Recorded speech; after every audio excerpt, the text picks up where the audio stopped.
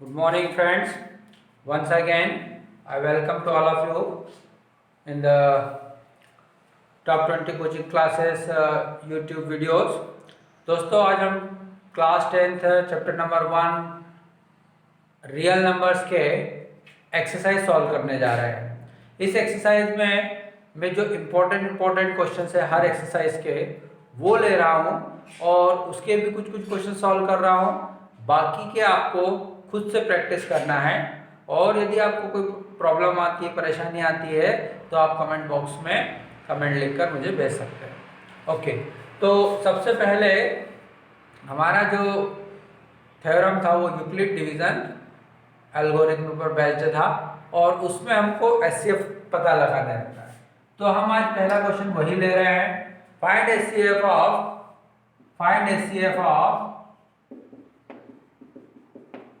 135 and 225 by Euclid division Lima. Euclid division Lima की वजह से हमको इसका एचसीएफ फाइंड करना है।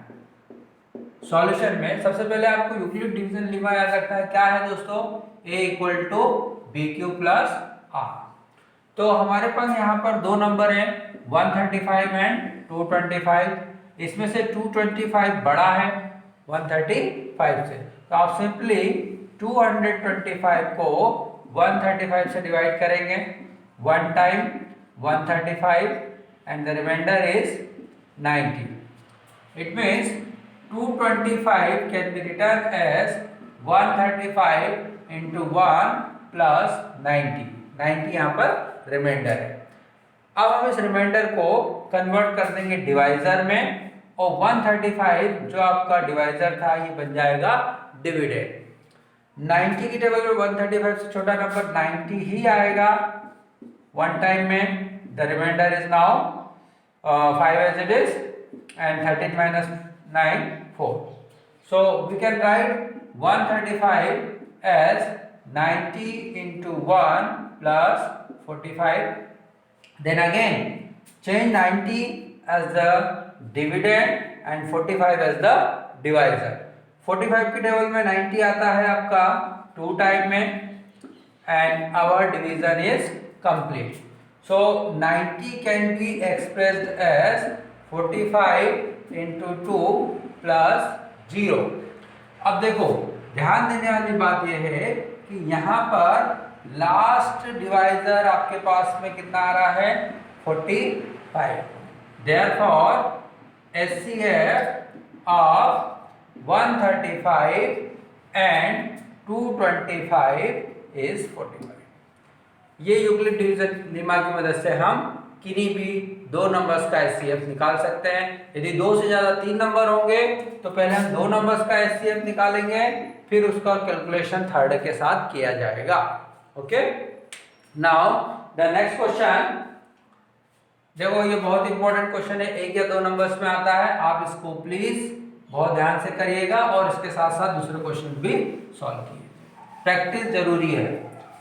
अब इसके बाद में नेक्स्ट क्वेश्चन लेता हूं।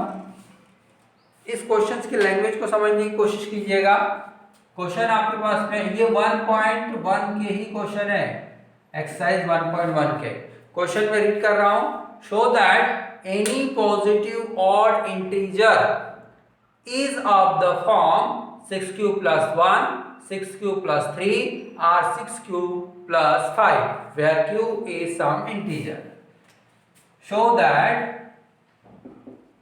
any positive odd integer is of the form 6q plus 1, 6q plus 3 or 6q plus 5।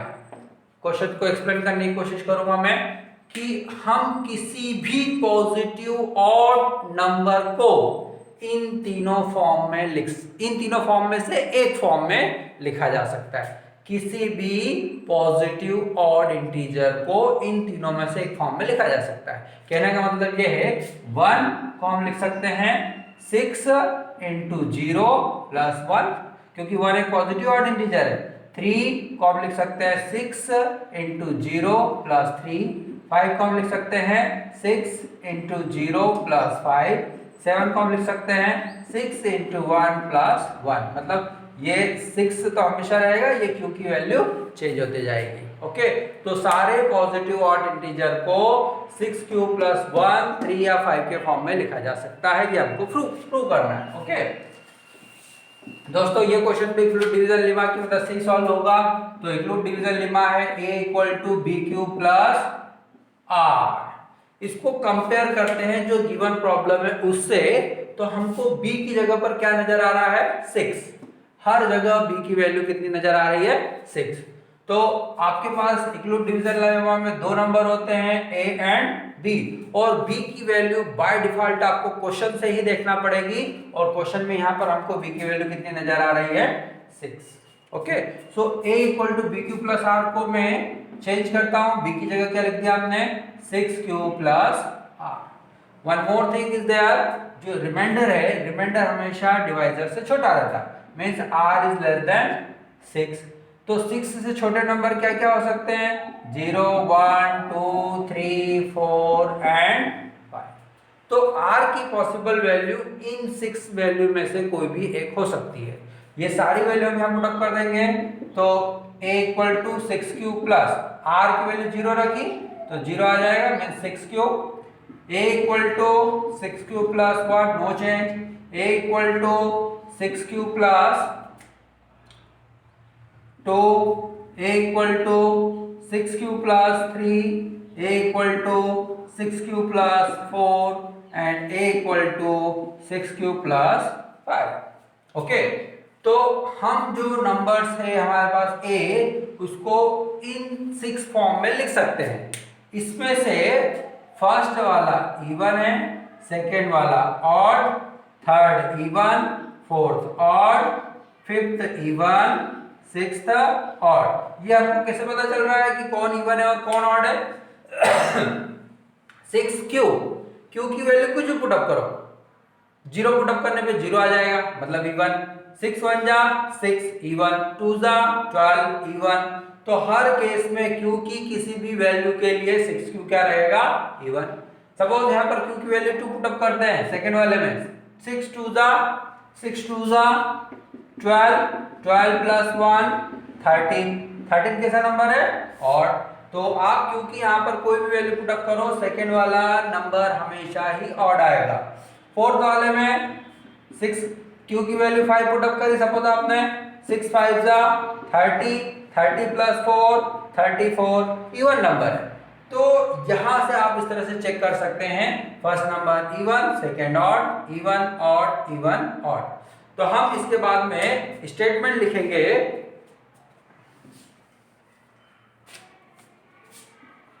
For all values of q, q की सारी वैल्यूज के लिए 6q plus 1, 6q plus 3 and 6q plus 5 are positive odd integer. Hence prove. हमें यही prove करना था कि सारे पॉजिटिव ऑड इंटीजर्स को इस फॉर्म में लिखा जा सकता है। Okay, one more question is there, very important question. ये जैसे आपको क्वेश्चन दिया गया था कि इस फॉर्म में लिखा जा सकता है, यहाँ पर 6 की जगह कुछ भी आ सकता है। यहाँ पर यदि 2 4 6 आया तो इवन के फॉर्म में पूछा जा सकता है, मतलब यहाँ पर दो क्वेश्चन सॉल्व हो रहे हैं, इवन वाला भी और ऑड वाला भी।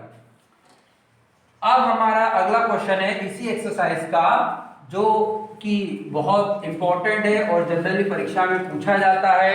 ये क्वेश्चन है, use Euclid's division lemma to show that the square of any positive integer is either of the form 3m, is either of the form 3m or 3m plus 1.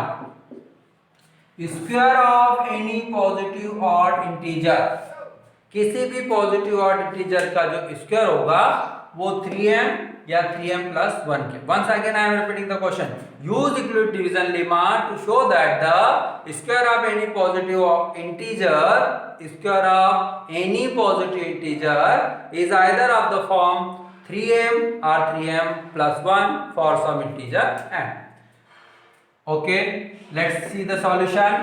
A equal to bq plus r, ये क्या है Euclid's division lemma.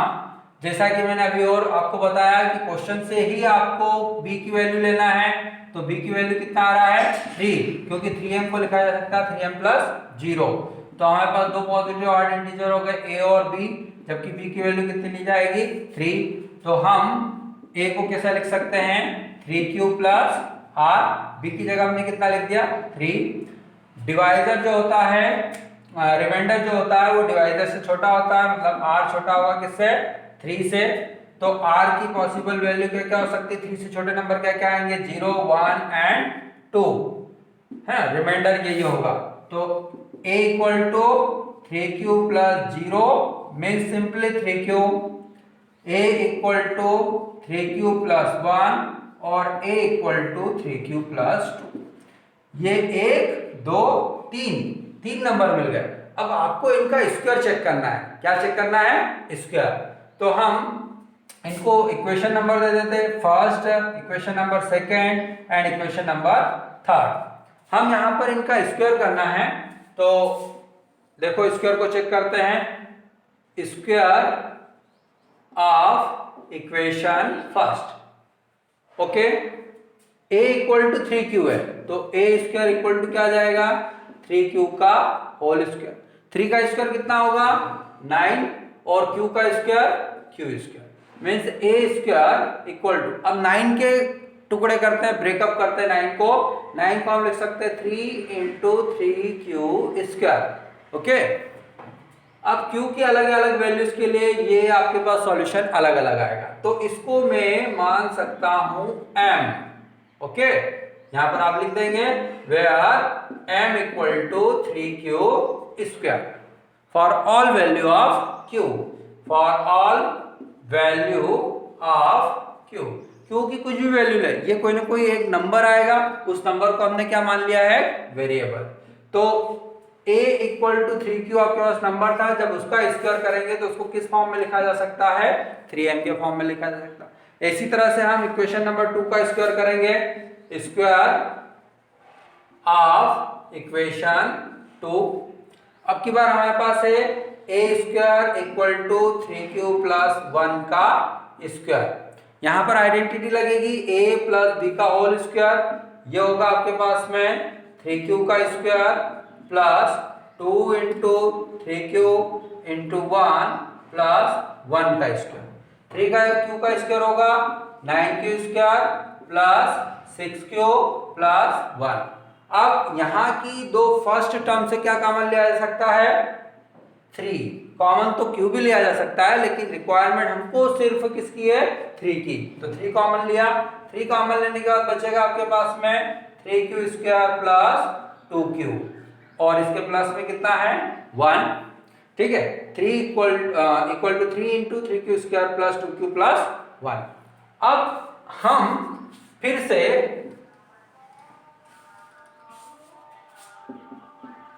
जो आपका number है 3q² + 2q, इसको क्या assume कर सकते हैं हम m, तो हम इसको क्या लिख देंगे 3m + 1 for all value where m क्या आया आपके पास m = 3q² + 2q for all value of q। q की सारी वैल्यूज के लिए 3q² + 2q को आपने क्या माना है m, ठीक है। तो हमने फिर से दिए गए नंबर को किस फॉर्म में एक्सप्रेस कर दिया 3m + 1।